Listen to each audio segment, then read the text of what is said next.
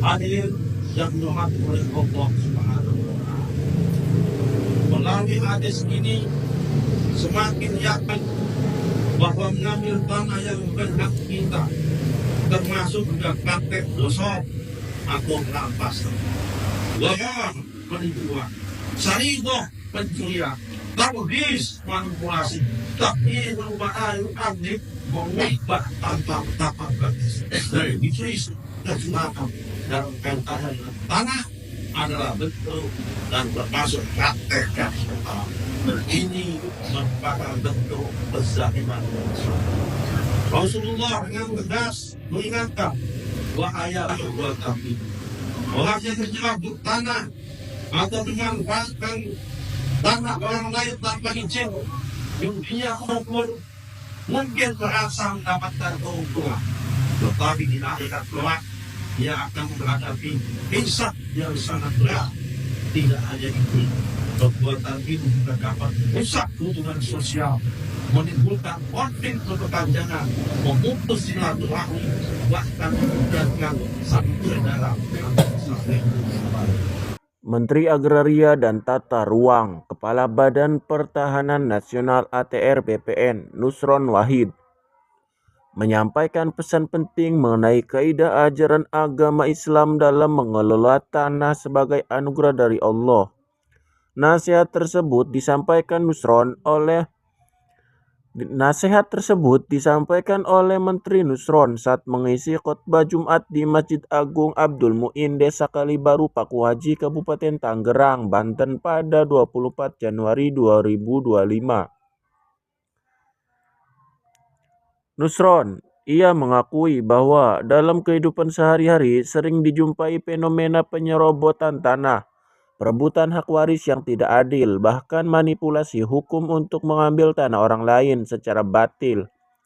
Perilaku seperti ini, lanjut Nusron, tidak hanya merugikan orang lain tetapi juga mendatangkan kerusakan di masyarakat dan mengundang murka Allah. Islam mengajarkan bahwa setiap harta yang dimiliki termasuk tanah harus diperoleh dengan cara yang halal dan sah menurut syariat.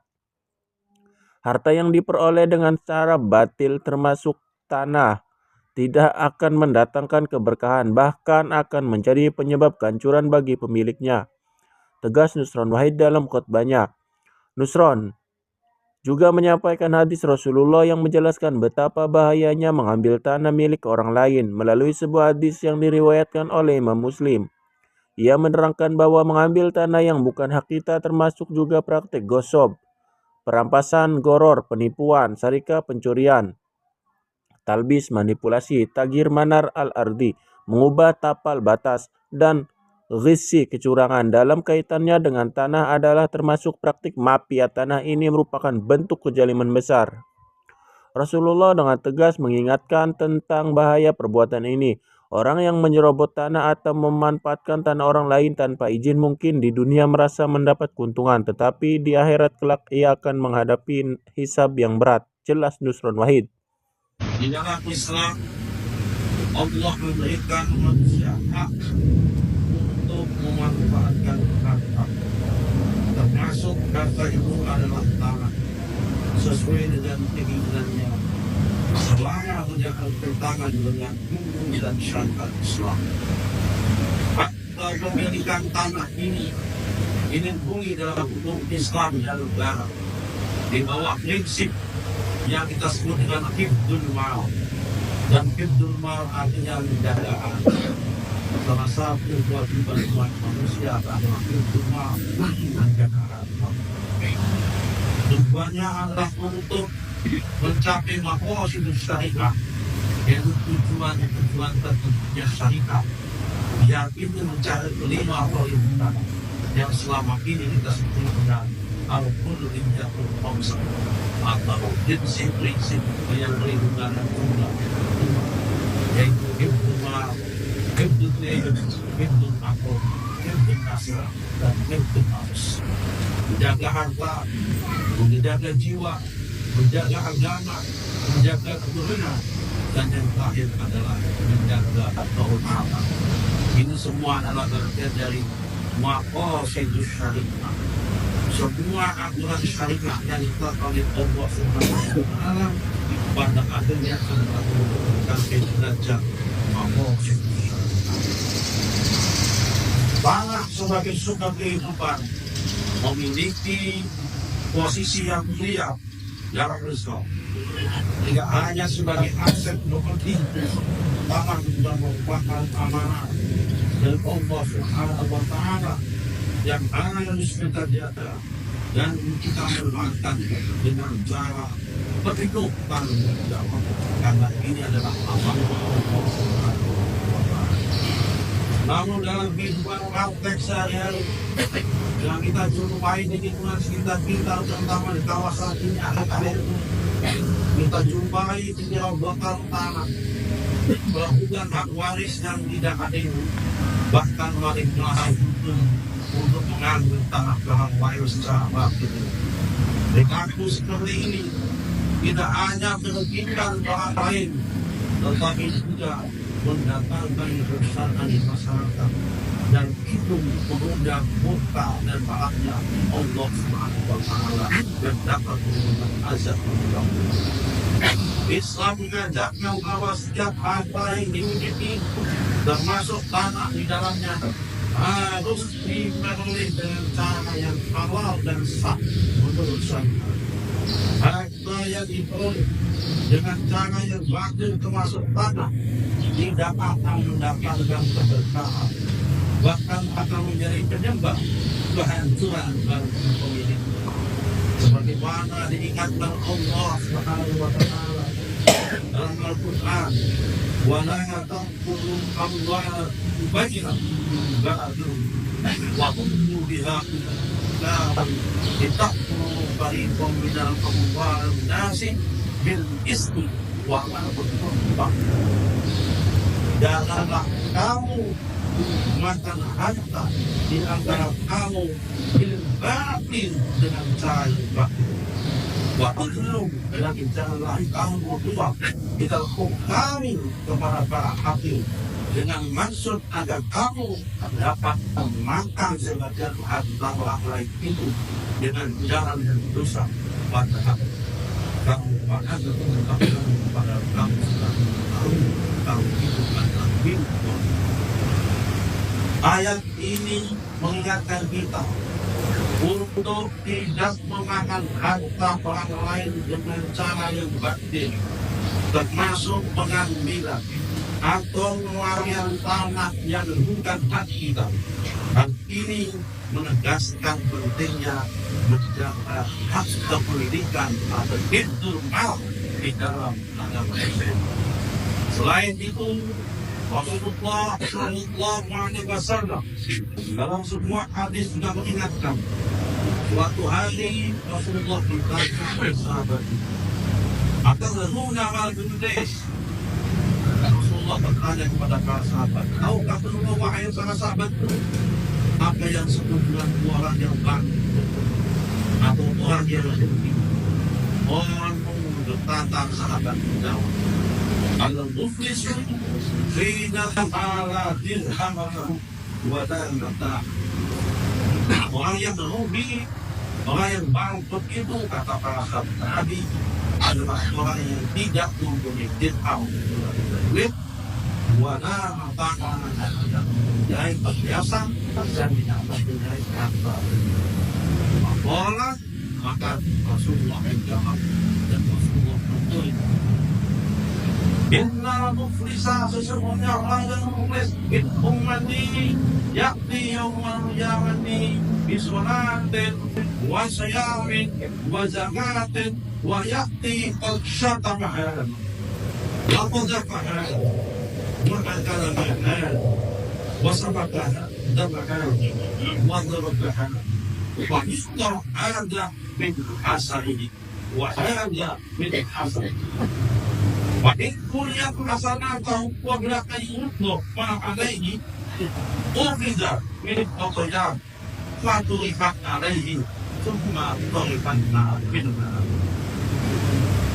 Mereka telah bersabda dengan orang yang merugi atau yang bangkrut itu adalah orang yang di antara orang menanti ketika datang kiamat Dia itu membawa sholatnya sebelumnya ahli sholat, wasyamin dan ahli puasa, wazakatin dan ahli zakat orang khusus.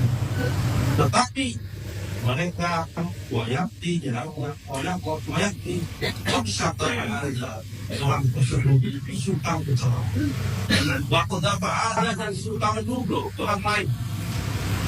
Kemudian orang tersebut menumpahkan dia memakan harta orang lain dan menumpahkan darah dan sudah memukul orang. Maka kata Rasulullah, pahala sholatnya, pahala zakatnya, pahala puasanya, ingat akan diberikan kepada orang yang dizalimi, diberikan kepada orang yang telah mengambil, kepada orang yang kemudian dipukul, dan kepada orang yang namun masih kurang apabila para yang berada telah habis, sedangkan masih ada kezaliman yang masih belum dia banyak, maka dosa-dosanya orang yang berzalim akan dilimpahkan kepada orang tersebut. Itulah yang disebut dengan orang yang muflis atau yang mukmin atau yang bersyukur. Kemudian orang ini diambil dan dilemparkan ke dalam api neraka. Na'udzubillah summa na'udzubillah. Dalam hadis lain yang diriwayatkan oleh Imam Abu Hurairah, Rasulullah Sallallahu Alaihi Wasallam yang mengatakan dan memberikan kepada umatnya dan umat manusia, la ya'khudhu ahadun shibran minal ardi bi ghairi haqqi. Janganlah kamu mengambil sejengkal tanah, sejengkal tanah, bi ghairi haqqi, tanpa hakku. Illa qulwa'allahu la sam'ina sam'adina yawmal qiyamah. Allah akan berfirman dengan 7 lapis bumi pada hari kiamat akan cepat meninggal. Kita mengambil tanah sejengkal orang lain yang berkata kita sudah menyapa semua akan cepat bumi sampai tipis sampai meninggal oleh Allah Subhanahu wa Ta'ala pada hari ini. Hadirin yang dirahmati oleh Allah Subhanahu wa Ta'ala, melalui hadis ini semakin yakin bahwa mengambil tanah yang berhak kita termasuk juga praktek dosa atau rampasan, lamar penipuan, syariah pencurian, tabghis manipulasi, tapi perubahan aktif mengubah tanpa betapa bagus dari bisnis kecurangan dalam kaitan tanah adalah bentuk dan termasuk praktek yang ini merupakan bentuk kezaliman. Rasulullah dengan tegas mengingatkan, wahai ahli kami, orang yang terjebak tanah atau memanfaatkan tanah orang lain tanpa izin, dunia maupun mungkin merasa mendapatkan keuntungan, tetapi di akhirat kelak dia akan menghadapi hisab yang sangat berat. Tidak hanya itu, perbuatan itu juga dapat merusak hubungan sosial, menimbulkan konflik berkepanjangan, memutus silaturahmi, bahkan memudahkan saling berdarah antara satu sama lain. Dalam sebuah kitab Al-Mizan karya ulama besar seorang Syekhul Basra, Syekh Abdul Wahab Asy-Sya'rani, terdapat satu penegasan yang sangat penting. Disebutkan dalam kitab itu bahwa para imam besar telah sepakat atau ijma bahwa dosa akan datang orang lain hukumnya adalah dan menjadi berani termasuk perbuatan yang sangat besar. Hadirin tidak hadir di pihak Allah, marilah kita mengukuhkan betapa besar tanggung jawab kita sebagai umat manusia, sebagai khalifatul qadhi atas tanah ini. Tanah bukan hanya tanah milik secara hukum di dunia, tapi tanah yang kita menjadikan keimanan kita kepada Allah Subhanahu wa Ta'ala. dengan cara menjaga tanah dan hak milik kita dan hak milik orang lain. Kita tidak hanya menjaga hubungan baik dengan sesama manusia, tapi juga mendekatkan diri kepada Allah yang telah memberikan kita nama manusia. Dan tanah bagian dari hablumullah wa hablum. Barakallahu wa nafa'ani wa iyyakum bima fihi min at-tibr al-faqih. Aqulu hadza wa astaghfirullah lakum wa lisa'iril muslimin min kulli dhanbin fastaghfiruhu innahu huwal اللهم صل على سيدنا محمد وعلى آل سيدنا محمد.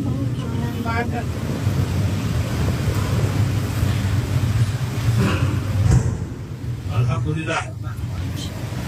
الحمد لله أنزل بهذا وما كنا نعتذر لولا أن هدانا الله. أشهد أن لا إله إلا الله وحده لا شريك له وأشهد أن محمدا عبده ورسوله لا نبي بعده. اللهم صل وسلم وبارك على سيدنا محمد صلى الله عليه وسلم. وصحبه المجاهدين القائلين أما بعد. فيا أيها الحاكمون أوصيكم وإياي بتقوى الله وطاعته لعلكم تفلحون. يا أيها الذين آمنوا اتقوا الله حق تقاته ولا تموتن إلا وأنتم مسلمون وتزودوا فإن خير الزاد التقوى. فقد قال الله تعالى في القرآن الكريم: أعوذ بالله من الشيطان الرجيم. بسم الله الرحمن الرحيم. والعصر إن الإنسان لفي خسر إلا الذين آمنوا وعملوا الصالحات وتواصوا بالحق وتواصوا بالصبر. إن الله وملائكته يصلون على النبي يا أيها الذين آمنوا صلوا عليه وسلموا تسليما. اللهم صل على سيدنا محمد وعلى آل سيدنا محمد كما صليت على سيدنا إبراهيم وعلى آل سيدنا إبراهيم وبارك على سيدنا محمد وعلى سيدنا محمد كما باركت وارحمت على سيدنا إبراهيم وعلى آل سيدنا إبراهيم إنك حميد مجيد. اللهم اغفر للمسلمين والمسلمين. آمين. آمين. اللهم يا عظيم السلطان آمين. يا لطيف الإحسان آمين. يا دائم النعم يا قصير الجود يا واسع العطاء يا قوي اللطف يا جميل الصلح يا حكمة لا يبجل آمين. بفضلك يا ربي على سيدنا محمد